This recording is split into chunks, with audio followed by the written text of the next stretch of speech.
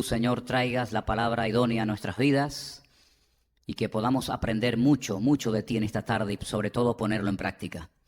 Gracias por esta oportunidad de aprender, de crecer, de madurar. Dejamos este tiempo en tus manos, en el nombre de Jesús. Amén. Los chicos pueden pasar a sus clases, por favor, los demás nos quedamos aquí.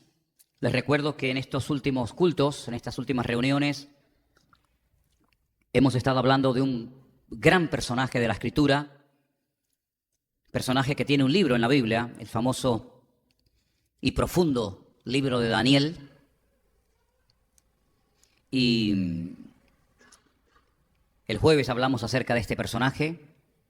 No sé cuántos de ustedes recuerdan lo que aquí se compartió, pero hoy vamos a volver a hablar de Daniel. Y si tuviéramos que ponerle un título a este mensaje, yo le pondría, por ejemplo, Enséñame a hacer tu voluntad. Enséñame a hacer tu voluntad. Todos los cristianos del mundo creo que sabemos a estas alturas, y si no deberíamos de saberlo, que nuestra obligación y nuestro deber como creyentes es hacer la voluntad de Dios. Pero no siempre sabemos cómo se cumple o cómo hacemos para cumplir con la voluntad de Dios. Este título nace de un versículo que leía esta semana en uno de los salmos, concretamente en el Salmo 143, versículo 10. David, autor de ese salmo, le pedía al Señor: Señor, enséñame a hacer tu voluntad, porque tú eres mi Dios. Enséñame, quiero aprender a hacer tu voluntad, porque si yo soy tu hijo y tú eres mi Dios, yo quiero hacer tu voluntad en mi vida. Si hay una persona en la historia bíblica que supo aceptar y llevar a cabo el diseño de Dios para su vida, sin lugar a dudas, fue Daniel. Daniel es un hombre con el cual a lo mejor muchos de ustedes se van a sentir identificados, porque Daniel es un hombre que tuvo que dejar su tierra, no porque le hacía gracia dejar su país y marcharse a otra tierra a buscar trabajo o a emprender una vida nueva, sino que fue forzado, fue obligado a abandonar su país, a abandonar su tierra, y lo llevaron cautivo a una nación que en este momento sería Irak, pero que en aquellos tiempos se llamaba Babilonia, cuyo rey principal o más conocido era nada más y nada menos que el rey Nabucodonosor. Daniel sabía perfectamente que nunca más, escuchen bien, nunca más volvería a pisar su tierra. La parte sur del país de Israel donde él vivía, donde estaba generalmente, o donde estaba afincada las tribus de Judá y de Benjamín, allí estaba la ciudad de Jerusalén, allí estaba el templo, y todo eso quedó totalmente destruido. Nabucodonosor destruyó la ciudad, quemó el templo, tumbó las murallas, y Daniel sabía perfectamente, más o menos con 17, 16, 18 años de edad más o menos, que cuando lo llevaran cautivo a Babilonia, nunca más volvería a su país. Él no se llenó de rabia contra Dios, ni contra Nabucodonosor, rey de Babilonia. Él no le dio lugar a la angustia, a la frustración, a la amargura, a la queja, sino que él supo encajar todos aquellos acontecimientos con una serenidad y con una confianza en el Señor total. Porque él sabía perfectamente que aquellos acontecimientos no habían ocurrido por casualidad. Él sabía perfectamente que detrás de la destrucción de la ciudad, detrás de la destrucción del templo, etcétera, etcétera, algo había sucedido en el mundo espiritual, algo había ocurrido durante mucho tiempo en ese lugar que había provocado esta catástrofe nacional. Así es que él es llevado junto con 4.600 cautivos a Babilonia. Ese es el número que nos da la Escritura, después le diré dónde, de cautivos que fueron llevados a Babilonia. 4.600 personas. Y después les pondré al final, si me acuerdo, y hay tiempo para decirlo, una tarea para que ustedes vean cuántos regresaron después de un tiempo a Jerusalén. 4.600 fueron los hombres que fueron llevados, deportados a Babilonia. Pero yo quiero que ustedes descubran en diferentes partes de la Escritura cuántos volvieron después de unos años. Ahora, Daniel sabía perfectamente que él nunca más volvería a su tierra, pero miles de judíos sí volverían. Sí volverían. Porque él era un hombre que conocía las Escrituras. Y cuando una persona conoce las Sagradas Escrituras, a las cosas que ocurren, a las circunstancias que acontecen, se las interpreta desde una forma, desde un punto de vista completamente diferente. Repito, él no era un amargado, él no era un frustrado, él no estaba enfadado con Dios, ni mucho menos. Pero él sabía perfectamente que detrás de todos estos movimientos de multitudes de personas, de muertos, de cadáveres, de incendios, de destrucciones, de guerras, etc., Dios tenía todo bajo control. Y a través de un profeta, que ahora vamos a leer algunos de sus textos, él sabía perfectamente que miles de judíos volverían algún día otra vez y restaurarían la ciudad de Jerusalén y volverían a reconstruir el muro y volverían otra vez a reconstruir el templo, etcétera, etcétera. Pero vamos primeramente a Daniel capítulo 9, los 2 primeros versículos de este capítulo extraordinario. Vamos a prestar atención a esos 2 versículos. Daniel 9, 1 y 2. Y dice así: en el año primero de Darío, hijo de Asuero, de la nación de los Medos, que vino a ser rey sobre el reino de los caldeos, en el año primero de su reinado, yo, Daniel, miré atentamente en los libros el número de los años de que habló el Señor al profeta Jeremías, que habían de cumplirse las desolaciones de Jerusalén en 70 años. Digan conmigo, 70 años. Más fuerte, 70 años. Daniel sabía que no iban a estar toda la vida en Babilonia. Solamente estarían 70 años. Y después de estos años, volverían a su tierra. Y lo sabía porque él leía atentamente en los textos que el profeta Jeremías había dejado escrito, donde él profetizaba la destrucción de Jerusalén y 70 años después la reconstrucción de la misma ciudad. Leamos dónde Jeremías profetizó ese número de años. Jeremías 25, del 11 en adelante, dice así. Preste atención, hermano. Toda esta tierra será puesta en ruinas y en espanto. Y servirán estas naciones al rey de Babilonia 70 años. Y cuando sean cumplidos los 70 años, castigaré al rey de Babilonia y a toda aquella nación por su maldad, ha dicho el Señor. Y la tierra de los caldeos, y la convertiré en desiertos para siempre. Y traeré sobre aquella tierra todas mis palabras que he hablado contra ella, con todo lo que está escrito en este libro profetizado por Jeremías contra todas las naciones. Versículo 14. Porque también ellas serán sojuzgadas por muchas naciones y grandes reyes, y yo les pagaré conforme a sus hechos y conforme a la obra de sus manos. Ahí está la palabra profética. Ahí está la advertencia. Ustedes son llevados cautivos a Babilonia por 70 años, pero después de esos 70 años, muchos volverán. Lo vuelve otra vez a decir en el mismo libro, capítulo 29, versículo del 10 en adelante, y dice así: porque así ha dicho el Señor, cuando en Babilonia se cumplan los 70 años, yo os visitaré y despertaré sobre vosotros mi buena palabra para hacerlos o para haceros volver a este lugar. Porque yo sé los pensamientos que tengo acerca de vosotros, dice el Señor, pensamientos de paz y no de mal, para daros el fin que esperáis. Versículo 12. Entonces me invocaréis y vendréis y oraréis a mí y yo os oiré. Y me buscaréis y me hallaréis, porque me buscaréis de todo vuestro corazón. Y termino con este versículo. Y seré hallado por vosotros, dice el Señor, y haré volver vuestra cautividad y os reuniré de todas las naciones y de todos los lugares a donde os arrojé, dice el Señor, y os haré volver a este lugar de donde os hice llevar. ¿Cuántos dicen amén? 70 años.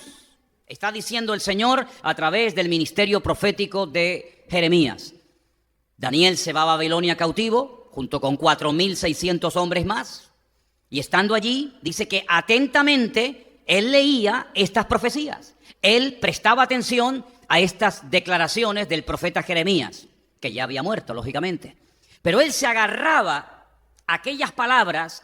Y por eso él no entró en una crisis de identidad, por eso él no se rebela contra Dios, por eso él no se amarga por estar en un país que no ha decidido estar en él, porque él sabe perfectamente que detrás de todo esto hay un plan divino, detrás de todo esto está la mano de Dios. Es decir, él entiende y acepta el diseño de Dios para su vida. Él sabe que su ministerio no va a ser en Jerusalén, como tantos profetas tuvieron su ministerio en Jerusalén, sino que él donde tiene que vivir hasta el día de su muerte y marcar una diferencia y ejercer una influencia sobre aquella generación y sobre aquel reino perverso era en Babilonia. Por lo tanto, él dice, bueno, lo que voy a hacer es darle gracias a Dios por el privilegio que me ha dado a mí. En 4.600 cautivos me ha escogido a mí específicamente el Señor, no solamente para recibir este libro, sino para animar y para marcar una diferencia durante los años que el Señor me dé de vida. Él se dejó usar por el Señor. Él tuvo durante toda su vida una buena actitud. ¿Y cuántas veces yo les he dicho a ustedes que lo que marca la diferencia en la vida de un creyente es tener una buena actitud? Él tuvo una buena actitud y entonces Dios, dice la Biblia, que lo bendijo. La Biblia dice que Dios lo usó de una forma tremenda. Fue un hombre bendecido, fue un hombre tremendamente próspero. Llegó a ser, por así decirlo, el primer ministro en Babilonia. Después del rey, el hombre más importante de todo el país, de todo el imperio, fue sin lugar a dudas el profeta Daniel. Ahora bien, esa buena actitud hizo que Dios pudiera usarlo. Esa buena actitud hizo que él entendiera las cosas que Dios quería hacer en aquella nación y a través de aquella nación. Él se dio cuenta que en más de una ocasión fue protegido sobrenaturalmente de la muerte. El jueves, por ejemplo, los que estuvieron aquí saben que él fue protegido de morir despedazado por leones. Cuando se firmó un edicto en el que se prohibía durante 30 días orar a cualquier dios o pedir cualquier cosa a cualquier hombre, él dice que abría las ventanas de su casa en dirección a Jerusalén, como solía hacerlo anteriormente al edicto, y por la mañana, por la tarde y por la noche daba gracias a Dios y oraba al Señor cada día. Por lo tanto, eso le causó que le hicieran una especie de complot y terminaron arrojándolo dentro de un foso lleno de leones. Pero Dios lo protegió de una forma sobrenatural y eso no fue casualidad. Eso es la evidencia de que Dios quería usar la vida de este hombre durante algún tiempo más. Recibió revelaciones que ningún profeta del Antiguo Testamento jamás recibió. Recibió la revelación de la primera y de la segunda venida de Cristo o del Mesías. Recibió la fecha exacta de la primera venida del Señor Jesucristo. Daniel capítulo 9. Recibió palabras proféticas tan fuertes, tan extensas, tan profundas, que dice que él no lograba entender qué es lo que Dios quería decirle a través de aquellas palabras.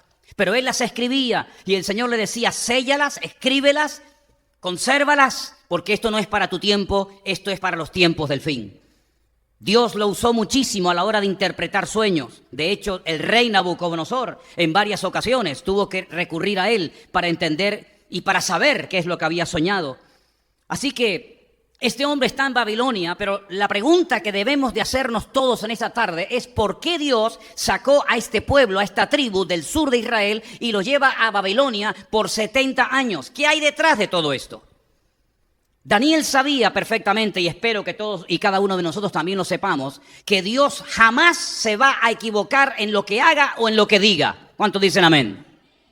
Daniel sabía perfectamente, y nosotros también juntamente con él, que Dios nunca se va a pasar ni a quedar corto con nosotros, que todo está bajo el control y la soberanía de Dios, que Él sabe lo que hace, aunque no lo entendamos, pero Él sabe lo que hace.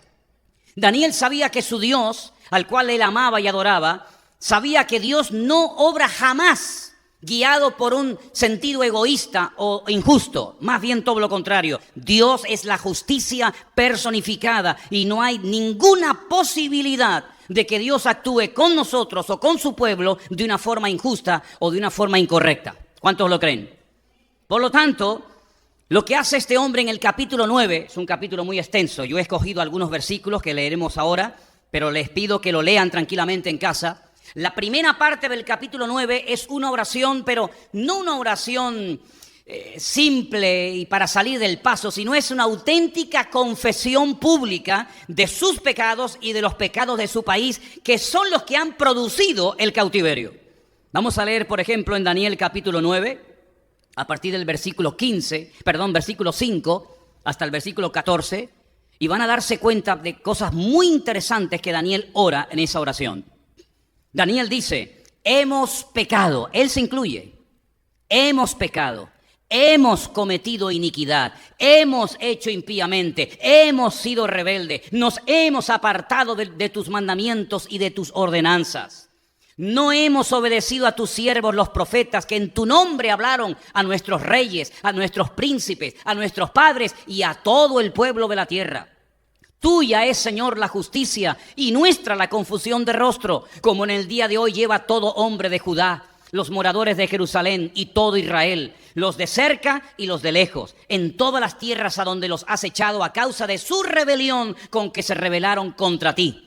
Oh Señor, nuestra es la confusión de rostro de nuestros reyes, de nuestros príncipes y de nuestros padres, porque contra ti pecamos. Oh Señor Dios nuestro, del Señor Dios es el tener misericordia y el perdonar, aunque contra Él, otra vez lo menciona, nos hemos rebelado. No obedecimos a la voz del Señor nuestro Dios para andar en sus leyes que Él puso delante de nosotros por medio de sus siervos los profetas. Todo Israel traspasó tu ley, apartándose para no obedecer tu voz, por lo cual ha caído sobre nosotros la maldición y el juramento que está escrito en la ley de Moisés, siervo de Dios, porque contra Él pecamos.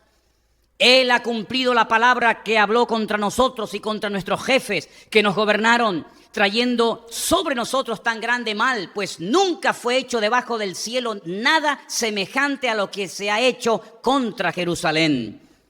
Conforme está escrito en la ley de Moisés, todo este mal vino sobre nosotros y no hemos implorado el favor del Señor nuestro Dios para convertirnos de nuestras maldades y entender tu verdad. Versículo 14. Por tanto, Señor, veló sobre el mal y lo trajo sobre nosotros, porque justo es el Señor Dios en todas sus obras que ha hecho, porque no obedecimos a su voz. Si ustedes leen todo el capítulo 9, o gran parte de este capítulo, se van a dar cuenta de que Daniel se da cuenta de que ha habido rebeldía, ha habido desobediencia, ha habido pasotismo, ha habido frialdad, ha sido un desastre la relación del pueblo con Dios. Y todo eso ha traído como consecuencia que el país esté peor que nunca. ¿O ustedes creen que los países caen de la noche a la mañana de un nivel de riqueza a un nivel de miseria así por arte de magia o de gracia? No, hay un proceso, hay una descomposición moral y espiritual detrás de todo eso. Hay leyes injustas, hay pecado, hay soberbia, hay rebeldía, hay brujería, hay santería, hay adulterio, hay muerte, hay injusticia. Es un cúmulo de cosas. Y Daniel sabe perfectamente que ellos se merecen estar allí en el cautiverio, porque por la vida que han llevado, por no haber tenido una sana y correcta relación con el Señor, ahora están sufriendo las consecuencias. Y por eso él dice, hemos pecado, no hemos obedecido tus leyes, hemos hecho caso omiso de los profetas que venían y nos hablaban en tu nombre, no obedecimos tu ley. Este pueblo se acostumbró a vivir así. Como muchos hoy en día se acostumbran a vivir en desorden y creen y se engañan a sí mismos que Dios no se entera o no va a actuar en consecuencia. Esta gente decía, somos judíos, el pueblo escogido de Dios, Dios vive aquí. Por si no lo sabían ustedes, el único lugar del mundo donde el Dios nuestro al cual adoramos y servimos decidió vivir 24 horas al día y no salir de ahí nunca, fue en la ciudad de Jerusalén, en el Santo Santorum, en el lugar santísimo del templo de Jerusalén. Esto creó en ellos, más que un sentido del deber y de la responsabilidad, un orgullo nacional, diciendo, Dios no vive en Babilonia, Dios no vive en Nínive, Dios no vive con las naciones que nos rodean, pero nuestro Dios vive con nosotros, está con nosotros. Tenemos el arca del pacto, el arca sagrada, tenemos las tablas de los 10 mandamientos, tenemos los querubines, tenemos el altar del incienso, no tenemos nada. Se convirtió en un pueblo de gente religiosa, que creían que eran intocables, porque vivían en Jerusalén, porque eran judíos y porque eran descendientes de los patriarcas Abraham, Isaac y Jacob. Y se acostumbraron a pecar y también se acostumbraron a ir al templo. Jeremías durante 40 años les dijo, os estáis equivocando, estáis jugando con fuego, queridos. Si creéis que vuestros pecados no van a sufrir severas consecuencias, os equivocáis gravemente. Estáis cavando vuestra propia fosa y tarde o temprano esto se va al garete. Y ese templo del cual estáis tan orgullosos, un pagano, el rey más pagano y soberbio, lo va a destruir. Se reían del profeta, lo azotaban, lo escupían, lo metían dentro de una cárcel para taparle la boca. Pero Jeremías seguía y seguía, noche y día, 40 años, mañana, tarde y noche, mañana, tarde y noche. Toda una generación escuchó las palabras de advertencia de Jeremías. Creían que era un traidor, que se había pasado al enemigo, porque las tropas de los caldeos, de los babilónicos, habían rodeado la ciudad de Jerusalén, y él les decía a los soldados de Judá, él les decía al rey de Israel, de Judá, arrepiéntanse, y si no se van a arrepentir, no sigan peleando, porque esta batalla no la vais a ganar. Dice que de esta manera los enemigos decían de Jeremías que desmoralizaba a las tropas, que hacía que los soldados tuvieran miedo y pensaran en la posibilidad de entregar las armas al enemigo. Pero él les decía, no peleen una batalla que no van a ganar, en la cual pueden perder la vida, porque por vuestros pecados, por vuestra idolatría, etcétera, etcétera, esta ciudad va a ser destruida. Y así fue. Ellos creyeron durante muchos años que Jerusalén era intocable, la ciudad del gran rey, en el monte de Sión, donde tenemos allí nuestro templo, nuestra Torá, etcétera, etcétera. El enemigo no podrá entrar a esta tierra porque estamos protegidos de la mano del enemigo. Hermanos, nosotros los cristianos estamos protegidos de la mano del enemigo, sí, claro, pero siempre y cuando estemos alineados con él. Si estamos conectados con el Señor, si estamos viviendo según su voluntad, nada ni nadie nos puede parar ni destruir. El enemigo ni siquiera se puede acercar a nuestra vida. Pero en el momento en el que bajamos la guardia, en el momento en el que no hacemos la voluntad de Dios, somos tan vulnerables como cualquiera. Y eso fue lo que ocurrió.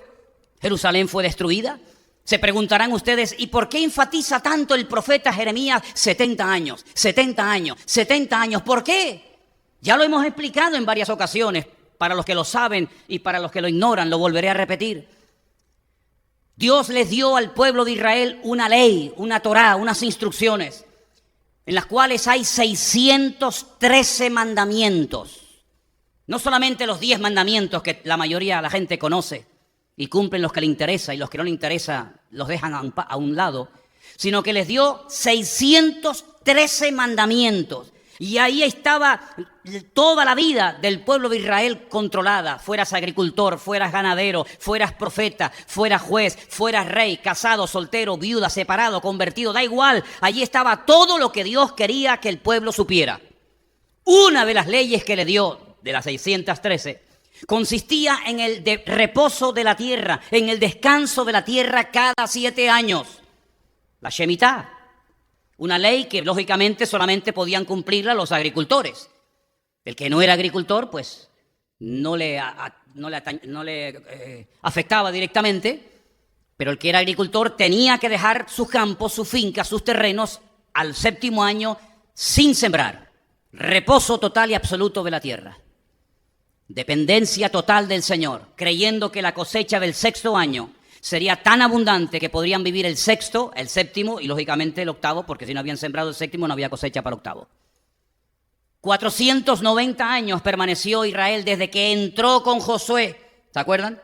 Desde que entró con Josué a la tierra prometida hasta que ocurre el cautiverio en Babilonia pasaron 490 años. Si cada 7 años tenían que dejar reposar la tierra y nunca lo hicieron en 490 años, quiere decir que durante 70 años la tierra no reposó. 70 por 7, 490. Esa es la razón por la que el profeta Jeremías dice 70 años, 70 años, 70 años. Hay un versículo que quiero que leamos en esta tarde para que veáis cómo Dios quería que la tierra reposara sí o sí. Segunda de Crónicas, capítulo 36, versículos 20 y 21. Mire cómo lo explica perfectamente ahí el texto.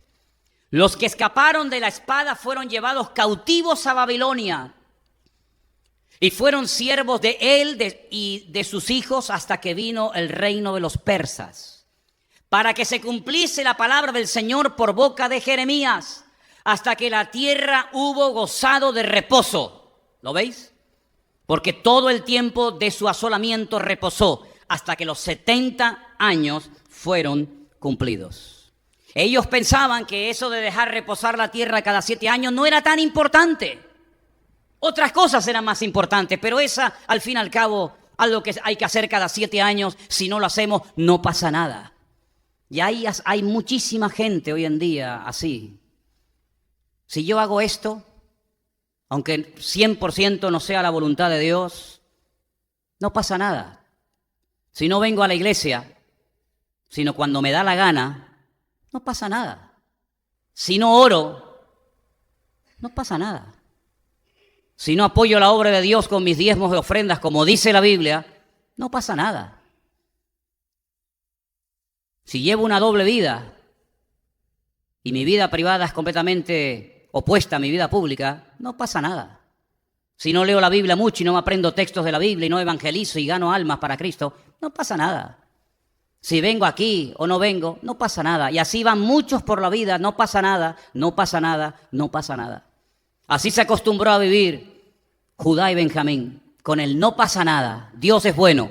Y claro que Dios es bueno. Y claro que Dios es amor. ¿Y quién dice lo contrario? Pero ese Dios que es bueno, ese Dios que es amor, también es un Dios justo. Y establece leyes y normas, te gusten o no te gusten. No es Dios el que se tiene que adaptar a nosotros.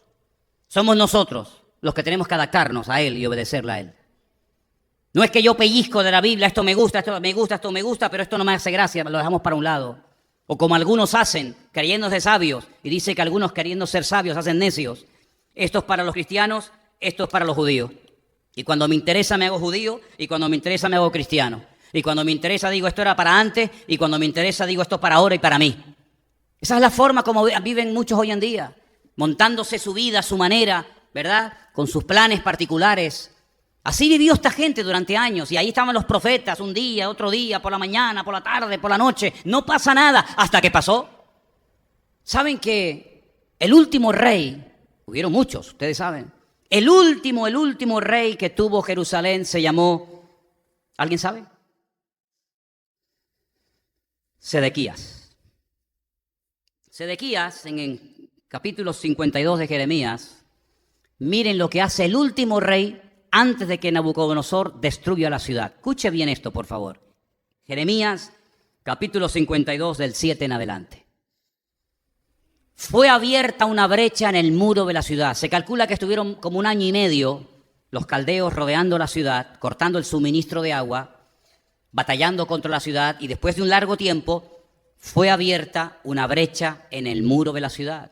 Y todos los hombres de guerra huyeron y salieron de la ciudad de noche por el camino de la puerta entre los 2 muros que había cerca del jardín del rey, y se fueron por el camino del Arabá, estando aún los caldeos junto a la ciudad alrededor. El ejército de los caldeos siguió al rey. Alcanzaron a Sedequías en los llanos de Jericó. Los que habéis estado allí conmigo, sabéis más o menos la distancia que hay entre Jerusalén bajando por el camino del buen samaritano. Es el camino que había y que sigue estando. Y era el camino que llegaba directamente a la ciudad de Jericó, la ciudad de los sacerdotes. Bueno, pues allí llegó a Jericó y lo abandonó todo ese ejército. Entonces prendieron al rey y le hicieron venir al rey de Babilonia, a Ribla, en tierra de Hamat, donde pronunció sentencia contra él. Degolló el rey de Babilonia a los hijos de Sedequías delante de sus ojos. Imagínate que maten a tus hijos, que les corten el cuello delante de ti para que sufras. Y también degolló en Ribla a todos los príncipes de Judá. No obstante, el rey de Babilonia solo, le hizo un gran favor, solo le sacó los ojos. ¿Alguien voluntario esta tarde para que se lo saquemos a ver si duele? Solo le sacó los ojos. Ay, gracias. Y le ató con grillos y lo hizo llevar a Babilonia y lo puso en la cárcel hasta el día que murió. Duro esto, ¿eh? ¿Te gustaría terminar así tu vida? Terrible, ¿no? Esto se podía haber evitado. La muerte de Ezequías se podía haber evitado. Jeremías le dijo, ríndete. Si Dios ya no está con nosotros. Si ustedes hace mucho tiempo que se desconectaron de Dios. ¿Cómo pueden pretender que Dios nos defienda cuando ustedes se han limpiado las manos y no quieren saber nada de Dios? Esto me recuerda a lo que pasó cuando cayeron las 2 torres gemelas en Nueva York, ¿se acuerdan? Muchos norteamericanos dijeron, Dios nos abandonó. ¿Por qué Dios permitió que nos atacaran en nuestra tierra y nos tumbaran las torres gemelas? Y el famoso evangelista, que ya está en la presencia del Señor, Billy Graham dijo, ¿ahora os quejáis de Dios? ¿Ahora le echáis la culpa a Dios, al Dios que habéis abandonado? Después de haber quitado la oración en las escuelas, después de haber prohibido evangelizar en muchos estados de los Estados Unidos a una persona hablándole del evangelio, después de que habéis quitado la Biblia de muchos lugares, ¿ahora os quejáis de que Dios nos ha abandonado? Más bien deberíamos de arrepentirnos y de lamentarnos de haber abandonado nosotros al Señor y no el Señor a nosotros. Pues así pasó, así pasó. El profeta Jeremías le decía, mira, por la mala vida que llevas, Dios no te va a defender, estás solo. Y cuando uno tiene el respaldo de Dios, hermano, uno pelea hasta la muerte si hace falta. Pero cuando Dios no te respalda, ¿a qué te agarras? ¿Cuál es el punto de referencia? ¿Cuál es tu apoyo? Ríndete. No lo quiso hacer. Prefirió huir, creyendo que de esa manera iba a salvar su vida. Y dice que salió de noche por una de las puertas que aún se pueden visitar en Israel, la famosa cueva de Sedequías, donde tantas barbaridades se hacen cada año allí. Huyó con su ejército hasta el desierto, cerca de la ciudad de Jericó. Los soldados lo dejan más solo que la una. Llegan, lo atrapan, lo encadenan, le ponen grillos, le arrancan los ojos, se lo llevan a Babilonia y allí matan a sus hijos delante de él y allí muere como un perro. ¿Qué necesidad tiene la gente de sufrir? ¿Qué necesidad tiene de tocar fondo? ¿Qué necesidad tiene de terminar tus días botado como un perro en un garaje, en un solar o en un hospital o donde sea? ¿Qué necesidad tienen muchos que se llaman cristianos de terminar sus días así? Es que, ¿saben lo que pasa? Es que la actitud esa de que no pasa nada es mentira. El Señor dice que la paga del pecado siempre será la misma. Eso si lo leía un hermano del siglo I y lo lee un hermano del siglo IV y lo lee un hermano de la Edad Media y lo lee un cristiano de esta época, siempre leerá lo mismo, que la paga del pecado es la muerte. Pero algunos no se lo creen. Algunos no se lo creen. No importa que yo tenga una querida, no importa. ¿Qué más da? Dios es bueno. ¿Y qué importa si me congrego o no me congrego? ¿Qué más da? ¿Y qué más da si leo la Biblia o no leo? Total, Dios no sabe nada, no se entera. Es como un viejito cansado que ya tiene tantas cosas en la cabeza y tiene tantos asuntos que resolver que ya si yo hago lo malo o lo bueno, Él ni se da cuenta. Pues no, Señor. Dice la Biblia que los ojos del Señor recorren toda la tierra y Él sabe perfectamente cómo estamos y sabe perfectamente lo que estamos haciendo. ¿Cuántos dicen amén? Ellos creían que podían hacer lo que les daba la gana, pues se equivocaron. Desde el más grande hasta el más pequeño, todos se equivocaron, todos. Ahora fíjense el método, ¿no? Primero viene la palabra, la amonestación. La palabra para sacudir a la gente, para amonestarte, para abrirte los ojos. ¿No haces caso? ¿No quieres oír? ¿Prefieres matar al vocero que hacer caso al mensaje? Muy bien. Viene el juicio, viene el castigo. En este caso, ustedes que aman tanto esta tierra, fuera de aquí, esta tierra es mía, porque la tierra de Israel no es de los judíos, la tierra de Israel es de Dios. Dios es el dueño, mía es la tierra y su plenitud. Aquí nadie tiene tierra, aunque tengas tu título de propiedad, aunque tengas tus escrituras, el planeta Tierra le pertenece al único dueño, y el dueño de toda la tierra es el Señor de los ejércitos, a Él sea la gloria. Así que si ustedes no cumplen con las condiciones que yo pongo para vivir aquí, fuera de mi tierra. Y lo sacó 70 años porque Dios había dicho, yo quiero que mi tierra, yo quiero que mi ciudad, yo quiero que mi país cada 7 años se pare y solamente se dediquen a orar, a cantar, a adorarme, a honrarme, a servirme, y que durante ese año no hagan nada más que honrarme y servirme a mí. ¿No queréis hacer caso? Fuera de mi tierra 70 años. Y esas profecías que habían quedado escritas por la pluma de Jeremías, se las llevó. Allí estaban las escrituras en Babilonia. Y Daniel leía y decía, algún día saldréis de aquí. Algún día saldréis de aquí. Él no iba a volver otra vez a Jerusalén, pero Dios algún día va a restaurar y Dios algún día va a bendecirnos. ¿Cuántos dicen amén? Quiero leerles un versículo. Quiero leerles en Jeremías, el capítulo 52, versículos del 28 al 30. Dice, este pueblo que Nabucodonosor llevó cautivo en el año séptimo llevó a 3.023 hombres de Judá. En el año 18 del mismo rey Nabucodonosor, llevó cautivas de Jerusalén a 832 personas. En el año 23, hay como grupos, ¿no? En el año 23, Nabuzaradán, capitán de la guardia, llevó cautivas a 745 personas de los hombres de Judá Todas las personas en total fueron, ¿cuántas? 4.600. Es decir, 4.600 personas se lleva cautivas, aparte de los que había matado, los que habían destruido en Jerusalén. 4.600 personas se los lleva cautivos a Babilonia. El salmo que se leyó esta tarde tiene que ver con los cautivos que fueron llevados a la fuerza a Babilonia. ¿Se acuerdan el salmo? Pónmelo otra vez. Ese Salmo 137. Cuando llegan a Babilonia, cansados, heridos, maltratados, pero con algunos instrumentos musicales, junto a los ríos de Babilonia. ¿Cuáles son los ríos de Babilonia? ¿Por qué se llama Mesopotamia? Porque están los dos ríos, el Tigris y el Éufrates, exactamente. Junto a esos ríos de Babilonia, allí nos sentábamos y llorábamos, acordándonos de Sión. Sión es una palabra que se utiliza muchas veces para referirse a Jerusalén, aunque hay un monte a las afueras de Jerusalén que se llama el Monte de Sión, pero muchas veces en vez de decir Jerusalén, se emplea la palabra Sión, ¿vale? Sobre los sauces, esos árboles que están junto a las riberas de los ríos, ¿sabéis cómo son, verdad? En medio de ella colgamos nuestras arpas. No tenían ganas de cantar, se les fue el gozo, se les fue la alegría. Los que nos habían llevado cautivos, los caldeos, los babilónicos, nos pedían que cantásemos. Oye, pues aprovechemos, aunque estamos doloridos y sin fuerzas, aunque estamos humillados, aunque estamos cansados, aunque estamos destruidos porque han quemado nuestra ciudad. Bueno, si los inconversos nos piden que les cantemos, aprovechemos la tesitura, aprovechemos el momento para por lo menos hablar de nuestro Dios y cantarles algún salmo y dar testimonio.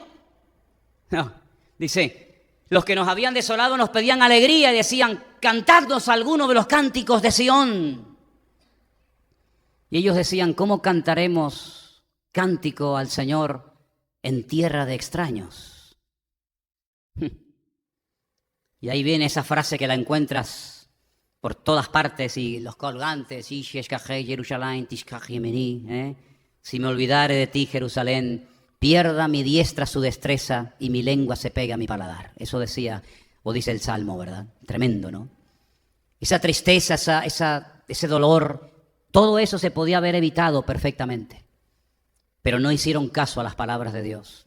Tampoco hicieron caso los hombres, la humanidad en los tiempos de Noé. Noé les hablaba y les predicaba y les advertía que viene el diluvio, prepárense. ¿Qué se creen que este arca que estoy construyendo es porque estoy aburrido y no tengo que hacer otra cosa en la vida? Nada, no le hicieron caso. Solo 8 personas se salvaron de toda la humanidad. Fueron más obedientes los camellos, los mulos, las ovejas, los animales fueron más obedientes y más sumisos al llamado de Noé que los seres humanos. Toda la raza humana pereció, salvo los 8 que entraron. ¿Qué les parece? Dios siempre hablando, Dios siempre advirtiendo, Dios siempre diciendo arrepiéntanse, buscad al Señor en tanto que hay tiempo, vuelvan a Dios, mira que las puertas están abiertas, mira que... Nada. Ahora no son capaces ni de cantar, ahora no son capaces ni de hacer absolutamente nada. 4.600 personas llevadas cautivas. Yo les quisiera hacer una pregunta esta tarde a ustedes. ¿Alguien de los aquí presentes o alguien de los que nos ve sabe lo que le pasó y sabe los detalles de lo que le pasó a cada una de estas 4.600 personas? ¿Verdad que no? ¿Verdad que no? Pero yo les recuerdo que dentro de esa gran masa de gente, allí iba del cual estamos hablando esta tarde, Daniel, al cual le cambiaron el nombre en Babilonia y pusieron Belsasar, ¿se acuerdan? ¿Se acuerdan aquellos 3 amigos? Azarías, Ananías, Misael, que les cambiaron el nombre por Sadrat, Mesat y Abednego, divinidades babilónicas. De 4. De los 4.600, podría hablarles horas y días enteros de estos 4, de los 3 amigos de Daniel y de Daniel. Y de los demás, no puedo decir absolutamente nada, porque la historia cuenta que se asimilaron, es decir, se diluyeron en la sociedad babilónica, en el estilo de vida de Babilonia. Tanto es así que cuando tú lees la Biblia antes del cautiverio, los meses del año tienen unos nombres completamente diferentes a los meses del año cuando regresan del cautiverio. Tienen un mes que lo llaman el mes de Tamuz. Y Tamuz es un ídolo, un muñeco de idolatría en Babilonia. Cuando volvieron de Babilonia, Ya se habían olvidado de hablar, como decía el Antiguo Testamento, judaico, hebreo. Ya no eran capaces de leer ni de entender las Escrituras. Nehemías, sobre todo Esdras, tenía que hacer un esfuerzo tremendo por leer despacito, por poner énfasis en cada una de las palabras y por poder para hacerles que pudieran entender las Escrituras, porque ya se habían olvidado, se habían asimilado, se habían acostumbrado tanto a la cultura de Babilonia que hasta en los tiempos de Cristo solamente los religiosos sabían hablar hebreo. La inmensa mayoría de la gente habían adoptado el arameo, que era el idioma de los caldeos en Babilonia. ¿Qué les parece? Pero ¿por qué podemos hablar mucho de estos tres jóvenes, incluido Daniel? Porque ellos, desde el primer día que entraron en Babilonia hasta que murieron, se propusieron firmemente en su corazón tomarse en serio su relación con Dios. Y por eso pasaron a la historia como hombres de Dios. Por eso fueron usados a la hora de interpretar sueños. Por eso fueron salvados de los leones, del fuego, de los enemigos. ¿Por qué? Porque el que se toma en serio su relación con Dios, Dios lo bendice y Dios está con él.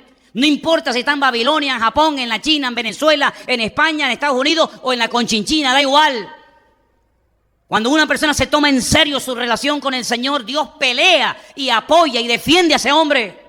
Y no importa dónde se encuentre, si está casado, soltero, si tiene trabajo o no tiene trabajo, si está en la cárcel o está en el ejército o está donde esté, no importa. Cuando una persona como Daniel y como estos jóvenes se toma en serio su relación con el Señor, aunque te cambien el nombre, aunque te quieran meter a la fuerza la religión y la filosofía y la cultura de Babilonia, no te van a cambiar. Te podrán cambiar por fuera, pero por dentro al hombre de Dios no se le puede cambiar porque ha puesto su mirada y su confianza en el Señor. ¿Cuántos dicen amén? ¿Por qué hoy en día es tan fácil cambiar a un cristiano? Porque hay gente que viene a la iglesia y dentro de un año no los ven nunca más. Y a esta gente los apaleaban, los quemaban, los crucificaban, los echaban a los leones, los echaban al fuego y no había forma de cambiarlos. Le mataban al padre, le quemaban a los hijos, le mataban a la mujer, le violaban a las hijas delante, los llevaban a tierra extraña, le cambiaban el nombre, le ponían nombres de demonios y no había forma de que claudicaran tú. Al contrario, era Nabucodonosor el que tenía que recurrir a ellos y pedir ayuda y tenía que decir como el Dios de Sadrach, Mesach y Abednego y como el de Daniel, no hay otro Dios. ¿Y por qué hoy en día es tan fácil cambiar la mentalidad de un cristiano? ¿Por qué hoy en día es tan fácil manipular a muchos creyentes con falsas doctrinas? ¿Por qué hoy en día es tan fácil que hay creyentes que se van de una iglesia y se van a otra en la que creen totalmente diferente y se comen todo y a todo dicen amén y todo lo aceptan? ¿Por qué? Porque no hay compromiso y porque no hay una realidad, un compromiso real con el Señor. Porque algunos viven de cultos, porque algunos viven de internet, pero no viven de una comunión directa y verdadera con el Señor. Y por eso son tan manipulables, tan volubles. Y hoy están aquí, mañana están allá, y ahora te adoran, y mañana te apuñalan, y ahora te apoyan, y mañana te cuestionan. ¿Por qué? Porque no hay fundamento, porque no hay base. Pero en las vidas de esta gente que no tenían pastor, no tenían iglesia, no tenían Biblia, no tenían internet, no tenían WhatsApp, no tenían Messenger, no tenían Facebook, no tenían nada, pero lo tenían todo, porque el que tiene a Dios lo tiene todo. ¿Cuántos dicen amén? Eso es lo que nos hace falta. Eso es lo que nos hace falta. Claro, cuando ustedes hagan la tarea que yo les voy a pedir, ¿cuántos volvieron del cautiverio? ¿Podemos saber cuántos volvieron? Sí, claro. Léete Esdras, por ejemplo, y te van a dar los nombres de todos los hombres y personas que volvieron. Suma, a ver cuántos volvieron. ¿Cuánto le costó a Esdras, a Nehemías y a Zorobabel? ¿Cuánto le costó animar a la gente que volvió para que arrancaran de cero y se pusieran manos a la obra y comenzaran a construir el templo? Mira, esta historia de antes, durante y después de la destrucción del templo es enorme. Hay centenares de capítulos y de información. Pero cuando vuelven del cautiverio, cargadas las alforjas, porque resulta que hay un rey llamado Ciro. Esto es una historia buenísima, porque este rey Ciro, antes de que naciera, 150 años de que naciera este rey persa, este iraní, a través de los labios y del ministerio del profeta Isaías, escribe un texto en el que dice que un día va a nacer un niño al cual sus padres le van a poner por nombre Ciro, que será el ungido del Señor y será el que le permita a Judá y a Benjamín volver a Jerusalén a restaurarla.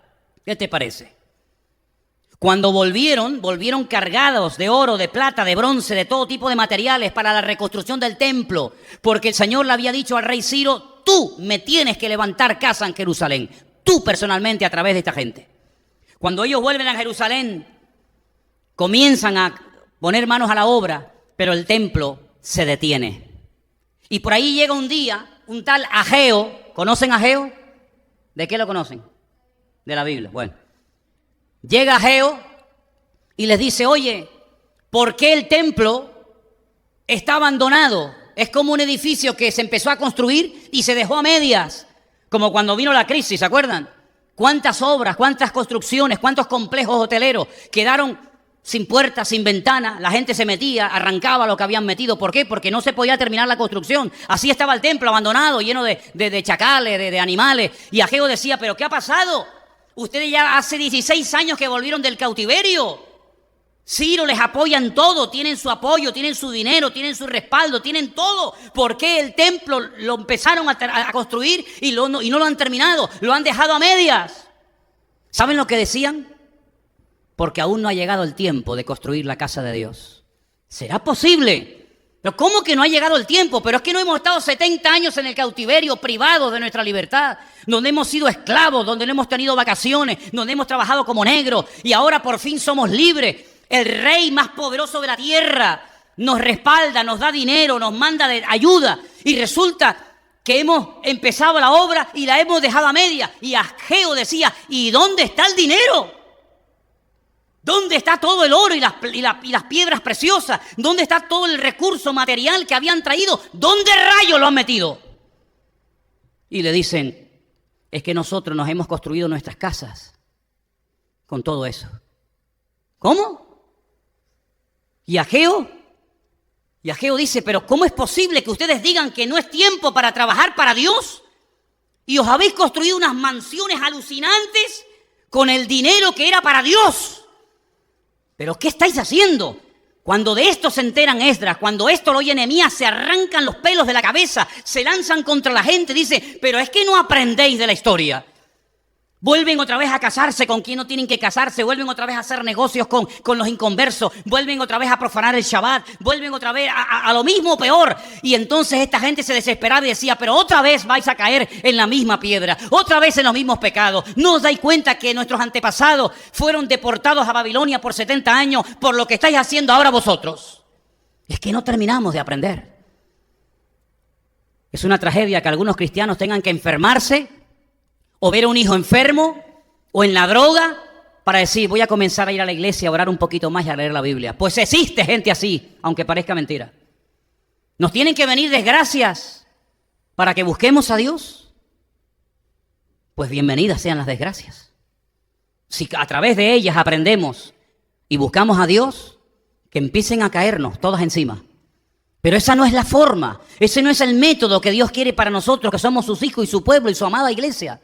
Él nos habla y nos instruye a través de su palabra, pero ¿cuántas veces nos tiene que hablar Dios? ¿Cuántos sermones más nos faltan por oír para darnos cuenta de que el no pasa nada es mentira? Sí pasa, aunque por un tiempo parece que escapo. Bueno, pues queridos hermanos, en este ambiente se crió Daniel hasta el día de su muerte. Él nunca más volvió a Jerusalén, él no vio el templo reconstruido. Pero él fue fiel a Dios hasta el día de su muerte, porque él sabía que ese era el lugar y el tiempo en el cual tenía que servir a Dios. ¿Cuántos dicen amén? ¿Y nosotros? ¿Cuánto más les tengo que predicar ya a ustedes? ¿Saben cuántos años llevo subido a este púlpito? ¿Saben cuántos sermones hay almacenados en internet? ¿Saben cuántas horas de estudio bíblico y de predicaciones y de consejos y de oraciones hemos tenido en estos últimos 17 años? Si echáramos suma y comenzáramos a sumar todos los sermones, los estudios bíblicos, las oraciones, los consejos, las palabras, no sé qué, no sé cuánto, no es por oír más, no es por oír. Y no es porque lo diga fulano o lo diga mengano, sino es porque en el fondo de nuestro corazón yo creo que es tiempo de que comencemos a tomarnos más en serio nuestra relación con Dios. ¿Hay alguien aquí que se va a tomar en serio su relación con Dios? Luego, a partir de mañana, tu vida será completamente diferente. Porque si a partir de mañana o de hoy mismo te vas a tomar más en serio tu relación con Dios, Algo diferente tendremos que hacer. Porque si seguimos haciendo lo mismo, no veremos cambios diferentes. Para ver cosas diferentes, habrá que hacer cosas diferentes, no siempre las mismas, para obtener los mismos resultados, ¿no les parece? Daniel dice que oraba 3 veces al día, mañana, tarde y noche, como solía hacerlo, con las ventanas abiertas, mirando a Jerusalén y dando gracias. Yo les dije el jueves, ¿por qué no lo hacemos nosotros durante 30 días? Porque así fue el edicto que se firmó. Durante 30 días, que nadie en nuestro imperio eleve oración a hombre o a Dios alguno, bajo pena de muerte. Y Daniel entró por aquí y le salió por allí y dijo, a mí eso no me afecta. A mí nadie me va a cortar mi comunión con el Señor. Me da igual lo que me hagan, me da igual lo que me digan. Aquí estoy. Y para no esconderme, abro las ventanas de mi casa, no me voy a la habitación, digo, no digas nada, que no se entere nadie. Al fin y al cabo, con las ventanas cerradas, abiertas, Dios me va a escuchar igual. Al fin y al cabo, bajito o en alta voz, Dios me va a escuchar igual. No, yo no me tengo que esconder de nadie, porque yo no estoy cometiendo ningún crimen ni ningún delito. Yo estoy hablando con Dios, el Dios vivo, el Dios verdadero, el Dios poderoso. Y a mí nadie me va a tapar la boca. Hombre, algunos cristianos, si hay un edicto de no orar en 30 días, le vendría de perla, ¿no? Así te evitas el tener que orar. Pero a Daniel lo mataba si le impedías tener comunión con Dios. Esa era la forma de matar a Daniel, cortándole su cordón umbilical con Dios, su relación. Y a Daniel casi le cuesta la vida. Dios lo protegió de la boca de los leones. Pero yo quiero proponerles que a partir de hoy es día 19 de septiembre, ¿no? Domingo. 16. Vale, 16. Les propongo que durante un mes, hasta el 16 de octubre, mañana, tarde y noche. Establecer un horario va a ser un poco complicado, pero por ejemplo, cuando digo mañana me refiero a lo primero que haces nada más levantarte. Antes de lavarte la cara, los dientes, antes de ir al baño. Una vez que pongas ya el pie fuera de la cama, de rodillas. Y haces una oración. Aviva tu obra, aviva mi vida y que yo sea una persona como tú quieres que yo sea. Al mediodía, antes de comer, después de comer, como prefieras, otra vez de rodillas. Señor, aquí me tienes, cambia mi vida, aviva mi casa, aviva mi vida, mi ministerio. Avívame, cuídame, protégeme, ayúdame, guárdame, bendice tu obra. Por la noche, pongamos antes de dormir, porque ya dormido va a ser complicado. Nos ponemos otra vez de rodillas. Les propongo, desde hoy, 16 de septiembre de 2018, hasta el próximo 16 de octubre de este mismo año, 3 veces al día, mañana, tarde y noche, mañana, tarde y noche, mañana, tarde y noche, 30 días seguidos, orando. Algo tiene que cambiar, algo tiene que ocurrir. Hermanos nuestros, tal vez no van a ser operados porque Dios hará un milagro. Hermanos nuestros que necesitan un milagro, pero de verdad, si no se nos van, tal vez Dios lo puede sanar en estos 30 días. Hijos tuyos, hijos que se te fueron y no saben ni dónde andan metidos, que no quieren saber nada de Dios, ni de la Biblia, ni de iglesia, ni de nada. ¿Quién sabe si estando ahí sentada un día te entra y caes de rodillas y acepta al Señor? ¿Por qué no? Ese marido que se fue, o esa mujer que se fue, o esa enfermedad que tienes, o esa depresión. Oye, yo no sé, pero en estos 30 días yo tengo la confianza de que algo puede cambiar, pero hay que ser serio. Mañana, tarde y noche, mañana, tarde y noche. Y si no pasa nada, y si todo sigue igual, que no lo creo después de 30 días, por lo menos oré mañana, tarde y noche durante 30 días a mi Señor. Así que, queridos hermanos,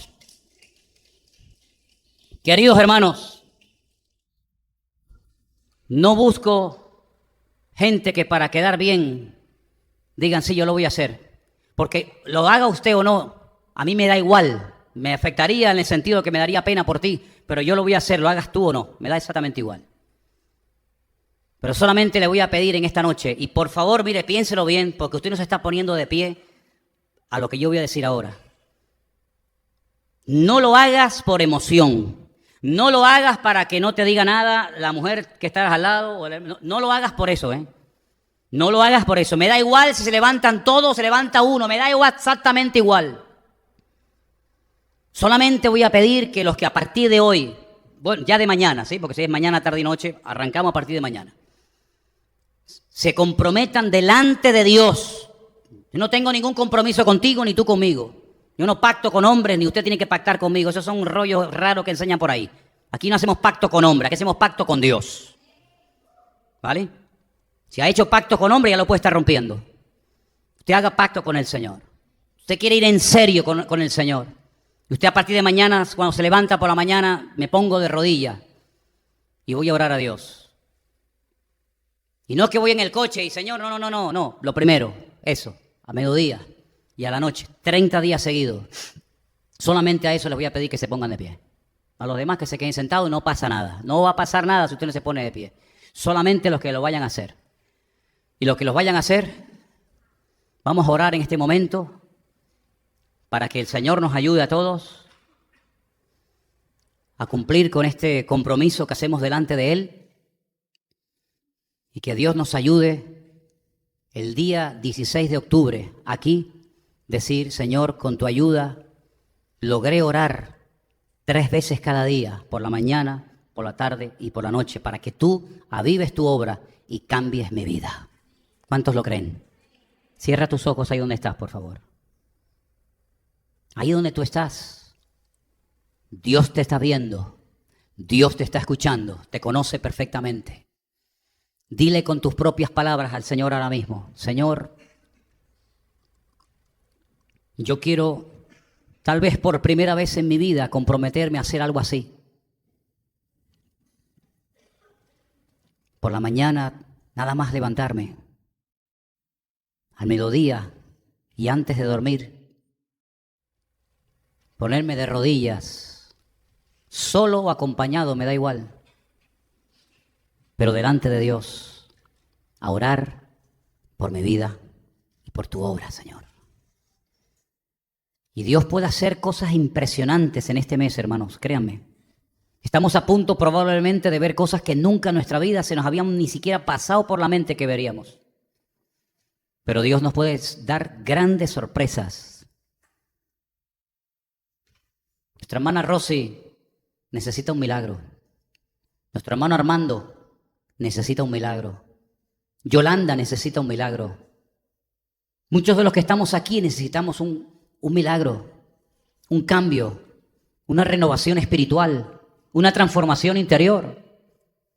No me digan ustedes que hemos llegado a un punto en nuestra vida en el que ya estamos totalmente satisfechos y a nosotros no nos hace falta de nada. No, queridos. Vamos a tomarnos en serio este mes y vamos a ir a por todas con ayuda del Señor. Padre, en el nombre soberano, magnífico y poderoso de Jesús, tu Hijo amado, oramos, Señor, delante de tu altar y queremos pedirte que nos ayudes para que durante este mes podamos cumplir con este voto, Señor, con esta promesa de orar 3 veces por día de rodillas delante de ti, Señor. Yo te ruego, Señor, que notemos todos en nuestra vida y en la iglesia cambios poderosos a raíz de esto que vamos a hacer, Señor. Porque yo sé que tú eres galardonador de los que te buscan. Y yo sé, Señor Jesús, que si lo hacemos de corazón, sinceramente, tú vas a bendecir a tu pueblo de alguna manera, Señor. Señor, gracias de antemano te damos, porque sabemos que va a ser algo que va a traer bendición a la iglesia, a las familias, a los jóvenes, a los niños, a las maestras de escuela dominical, a cada uno de nosotros va a traer renuevo. Y también oramos porque sé que hay muchos hermanos, porque así nos lo han hecho saber, que lo van a hacer en Israel, que lo van a hacer en la península, que lo van a hacer en muchas naciones del mundo. Y te pido, Señor, que juntos, unánimes, oremos para que haya un despertar espiritual en la iglesia del Señor. Que haya un apego a las Sagradas Escrituras, Señor. Que haya un amor por ti, por tu obra, como jamás en la vida habíamos pensado tenerlo. Y que veamos auténticos milagros, vidas transformadas, gente sanada, situaciones transformadas por el poder de Dios. Señor, abre, Dios mío, las compuertas de los cielos y derrama de tu bendición sobre tu amada iglesia. Aleluya. Y te damos gracias porque sabemos que con tu ayuda lo conseguiremos. En el nombre de Cristo Jesús.